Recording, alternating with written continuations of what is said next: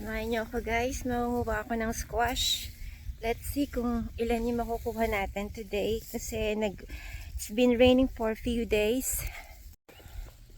So ayan. Ayan, sayang-saya at ang lalago ng mga leaves ng squash. So much blessing. At may napansin ako nung isang araw kahapon. Ayan, ang aking cabbage. Ayan na, may namumuo ng harvest. Ayan o. Pero, parang may kumakain pa rin na rabbit. May mga insects pa rin na kumakain sa mga cabbage ko. Eto, may namumuo na rin siya. Ayan, may namumuo. Ayan o. And then, eto, may maliit na nabubuo. Eto, ang laki. Ayan, ang laki. Makakapag-harvest na ako ng cabbage. Eto, may maliit. Eto, may malinggit. Wala pa. Yung pa lang. Eto, parang dalawang halaman ng cabbage na magkadikit. Parang nahihirapan. Napagdikit ko sila, dapat naihiwalay ko. Ayan. So, tara. Samahan niyo ako. Mamimitas tayo ng squash. Ayan. Pwede na yan siya. Basta kulay lemon eh. Ayan, pwede na rin yan. Ayan. Medyo, ano lang kasi, ito, matatalas yung, ayan o.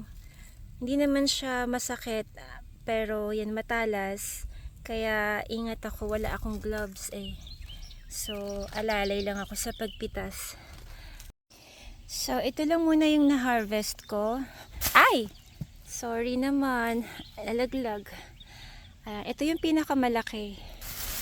And, ayan. 1, 2, 3, 4, 5, 6, 7. 7 yung na-harvest ko. Kasi yung iba, almost pwede na rin. Kaso, ayaw ko pa kunin. Medyo palakihin pa natin ng konti. So, siguro in 1 or 2 days, pwede na siya. Baka 1 day lang, baka bukas pwede na. Kasi mabilis talaga. Ito nabali ko. So, pwede ko na lang itong lutuin or ipakain ko sa chicken and ducks. Kasi gustong-gusto ng mga chickens ko itong squash. So, another,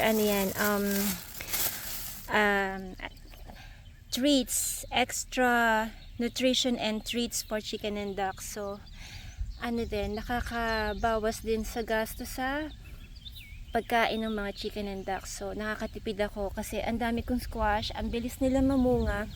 And then, ang daming flowers. I don't know, I need to Google, I need to search how I can do something about the flowers. Kasi pwede daw yan kainin lutuin yung flowers. And hindi ko alam, never ko pa na-try. And ang bango, yan yung napakabango na naamoy ko pag every time pumupunta ako dito sa garden. Yan yung naamoy ko, ang bango-bango ng flower ng squash. Ang daming flowers. So ayan, let's see kung anong pwedeng maluto sa flowers ng squash. Super bango niyan. So that's it guys. Ay, ang watermelon pala. Ayan na, gumagapang na. Palaki na ng palaki at pahaba na ng gumagapang na ang mga dahon ng watermelon. So, I need to kailangan ko linisin yung mga wild itong mga wild na grass. Kailangan ko yan alisin kasi sa gabal sa pagtubo ng mga halaman. Ayan. So, ayan. Kailangan kong magbungkal mamaya. Okay, antay lang mga watermelon ha. Lilinisin ko yung paligid nyo. Okay, alisin ko yung mga damo na yan. Okay, kakain muna ako. So, ayan guys.